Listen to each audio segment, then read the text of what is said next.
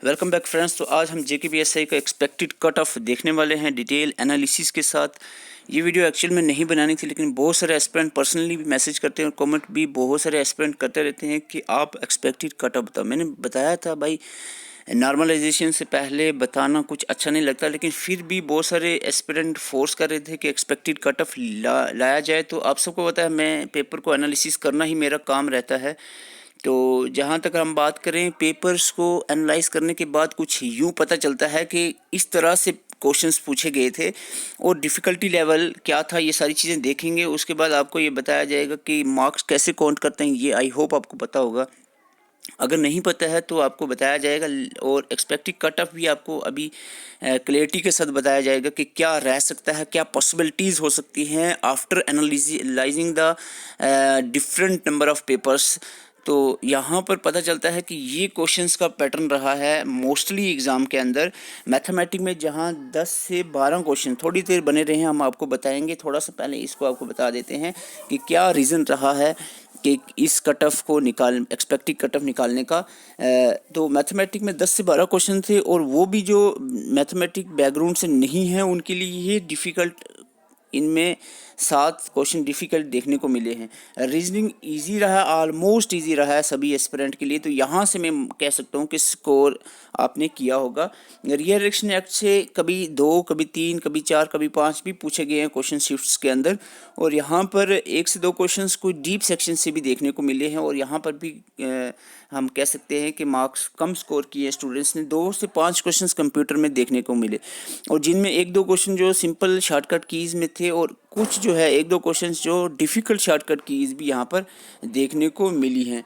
और communication skill की बात करें तो इसमें हम कह सकते हैं ऑलमोस्ट इजी जो है कम्युनिकेशन स्किल क्वेश्चन से। बीच में कुछ शिफ्ट में एक आध क्वेश्चन डिफ़िकल्ट देखने को मिला है। इंग्लिश की बात करें तो ऑलमोस्ट जो है इसमें इजी क्वेश्चंस देखने को मिले। और जहाँ तक बात करें इंग्लिश की, तो इंग्लिश भी ऑलमोस्ट इजी था। इंग्लिश और रीजनिंग पोर्शन से स्कोर करने किए हैं स्टूडेंट्स ने डेफिनेटली। और साइंस में कुछ जो है ट्रिकी क्वेश्चंस देखने को मिले हैं। और पॉलिटी जो है, पॉलिटी में जो आर्टिकल्स थे वो सिंपल लेवल के पूछे गए थे, लेकिन कुछ जो है बीच में 1-2 क्वेश्चन इसमें भी आपको टफ देखने को मिले हैं। हिस्ट्री में जहाँ एंशंट में कुछ ऐसे क्वेश्चंस थे जो सर के ऊपर से भी गए हैं, लेकिन कुछ क्वेश्चंस थे मॉडर्न हिस्ट्री के जो इजी देखने को मिले हैं। लेकिन मॉडर्न हिस्ट्री में कुछ क्वेश्चंस जो हैं ऐसे थे जो बहुत ज़्यादा डीप थे। हालांकि ऐसे क्वेश्चंस भी हमने देखने को मिले हैं हिस्ट्री में, मॉडर्न हिस्ट्री से, जो बुक्स तो दूर है, गूगल पर सर्च करने पे भी नहीं आ रहे थे। तो आगे हम बताएं, ज्योग्राफी भी हार्ड लेवल की पूछी गई थी। वर्ल्ड ज्योग्राफी पे ऐसे क्वेश्चंस थे जो बहुत कम लोगों ने, कम क्या मैं कह सकता हूँ कि किसी ने भी नहीं देखे होंगे, ऐसे भी क्वेश्चंस थे। लेकिन कुछ क्वेश्चंस थे इजी।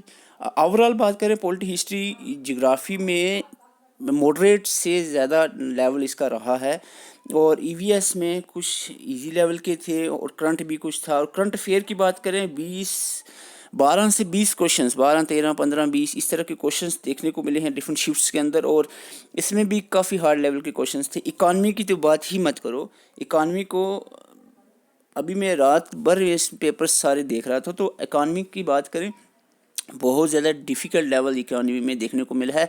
बैंकिंग टच की हुई है इन्होंने, और बैंकिंग इस लेवल की जो स्टूडेंट्स ने पढ़ के भी गए थे उनको भी क्वेश्चंस इकोनॉमी के, बैंकिंग के क्वेश्चंस अटेम्प्ट नहीं हो पा रहे थे। तो ओवरऑल पेपर की हम बात करें तो ये काफ़ी डिफ़िकल्ट रहा है।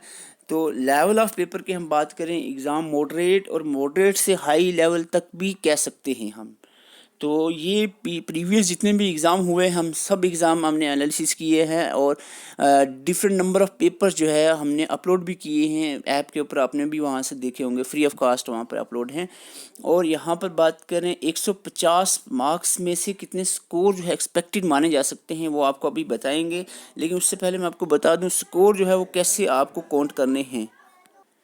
देखो, स्कोर काउंट करने का बहुत सिंपल सा तरीका है। अगर राइट जो है आपका आंसर राइट होगा तो 1.25 मार्क्स मिलेंगे, और नेगेटिव अगर आप गलत करते हो तो 0.3125 मार्क्स जो है कट होंगे। ठीक है, अगर आपने काउंट करना है, सपोज आपके करेक्ट एग्जांपल दे रहा हूँ, 90 आपके करेक्ट है, 90, तो इसको आपने 90 को 1.25 से मल्टीप्लाई करना है, तो 112.5 आपका अभी ग्रास स्कोर आएगा।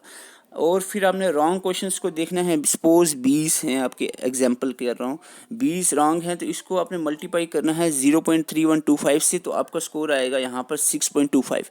फाइनल स्कोर निकालने के लिए आपको करना यूँ है कि 112 जो आपका स्कोर आया था ग्रास 112.5 में से माइनस करने हैं आपने 6.25 जो नेगेटिव आए, टोटल स्कोर आपका बन जाएगा 106.25। तो ये स्कोर आपका बनता है। अभी रा स्कोर ही इसको हम मानेंगे, इट इज कॉल्ड एज रा स्कोर बिकॉज नॉर्मलाइजेशन पे इसमें ऊपर नीचे हो सकता है। नॉर्मलाइजेशन का एक लंबा फार्मूला है, आप आई होप आपने यूट्यूब पे डिफरेंट चैनल्स ने आपको फार्मूला बताया भी था, अभी ज़रूरत नहीं है उसको फार्मूले को समझने की, तो वो देखा जाएगा नॉर्मल स्कूल की स्कोर के बाद आपका क्या होता है। ओवरऑल हम अगर हम बात करें एक एक्सपेक्टेड कट ऑफ क्या रहने वाला है, तो हम कह सकते हैं कि जो पेपर है वो मॉडरेट लेवल का था या इससे भी ऊपर था। तो expected cut off different categories में हम बात करें तो इतना हाई नहीं जाने वाला है। तो एक्सपेक्टेड कट हम मान सकते हैं, यानी आप रेस के लिए प्रिपरेशन करना चाहते हो तो एक्सपेक्टेड कट ऑफ एटलीस्ट जो है आपका क्रॉस होना चाहिए, या थोड़ा बहुत आगे पीछे होता है तो भी आपको रेस अपनी स्टार्ट करनी चाहिए। ओपन कैटेगरी की बात करें 75 से 80 मार्क्स जो हैं यहाँ पर, अगर मार्क्स की बात कर रहा हूँ, नॉट क्वेश्चन अटैम्प्ट्स की, मार्क्स की बात कर रहा हूँ, और वो भी 150 में से अगर 80 मार्क्स आपके बनते हो तो डेफिनेटली सेफ स्कोर यहाँ पर आपको माना जा सकता है। और आरबीए देखो ओपन ही का कट ऑफ मैन होता है। इसके बाद कैटेगरीज में यही है कि आपकी कुछ कैटेगरीज जैसे SC ST कैटेगरीज हैं, ये 10 नंबर का डिफरेंस एटलीस्ट कैरी करती हैं, और जो आरबीए है 1-2 और EVS में 6-7 नंबर का डिफरेंस आपको रहता है। तो उसी हिसाब से हमने इसको अरेंज किया है। जो मोस्टली देखने को मिलता है difference in the categories from the open, तो वही हमने यहाँ पर एनालाइज करने के बाद मेनली ओपन का कट क्या रहने वाला है वो एनालाइज करना या एक्सपेक्ट करना थोड़ा सा डिफ़िकल्ट होता है। और 75 से 80 जो है आउट ऑफ 150 जो है ये एक्सपेक्टेड कट ऑफ माना जा सकता है, क्योंकि ये 1000-1200-1500 पोस्टें नहीं हैं, उसका कट ऑफ नहीं है। ये कट ऑफ है आपका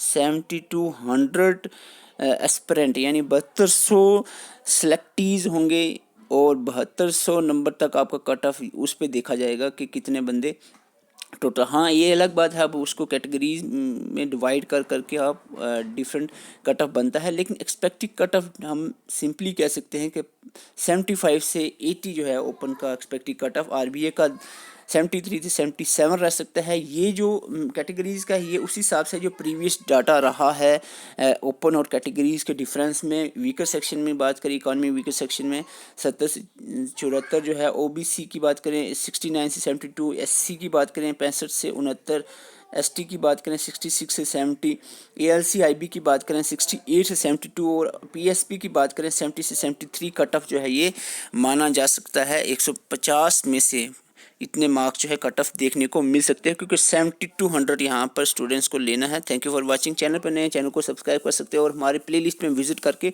अपनी प्रिपरेशन को कंटिन्यू रख सकते हैं। ये बात नहीं है कि अगर आप एक्सपेक्टेड कट ऑफ के रेंज में आ रहे हैं तो आप सिर्फ रेस ही करने लग जाओ। रेस मॉर्निंग और इवनिंग में ही करोगे, बाकी टाइम में आपको नेक्स्ट जो भी एग्ज़ाम होगा उसकी प्रिपरेशन आपने, चाहे वो VLW की प्रिपरेशन करो या आप FAA की करो, या एग्ज़ाम तो होना ही है, आज नहीं कल नहीं, 1 महीने नहीं 2 महीने में एग्ज़ाम होना है, ताकि आपकी प्रिपरेशन काफ़ी हार्ड लेवल की हो। तो फिर चाहे पेपर आपको डर ना हो कि भाई पेपर हार्ड आ जाएगा, टफ आ जाएगा, आपकी प्रिपरेशन ही इस टफ लेवल की आप करो कि भाई पेपर कैसा भी आ जाए मैं निपट लूँगा। तो इस तरह की प्रिपरेशन करने के लिए आपको टाइम देना पड़ता है। तो मेरी हमेशा से यही रिक्वेस्ट रही है कि अपनी प्रिपरेशन को कंटिन्यू रखें, टच में रहें, MCQ प्रैक्टिस करते हैं। जब बिल्कुल बोर हैं, बिल्कुल पढ़ने का दिल नहीं आ रहा है, एटलीस्ट कोई वीडियो वगैरह देख ली। यूट्यूब पे वैसे भी टाइम स्पेंड करते हो, न्यूज़, कोरोना की न्यूज़, फलाने न्यूज़, इलेक्शन न्यूज़ देखने से बेहतर है कि जब तक आपकी जॉब नहीं लगती तब तक आप जब भी यूट्यूब ओपन करो तो स्टडी की रिलेटेड ही कुछ चीज़ देखो। जब जॉब लग जाती है उसके बाद चाहे पॉलिटिकल इश्यूज़ को आप देखते रहो। Thank you for watching. Channel पर नए चैनल पर सब्सक्राइब कर सकते हैं। Thank you for watching.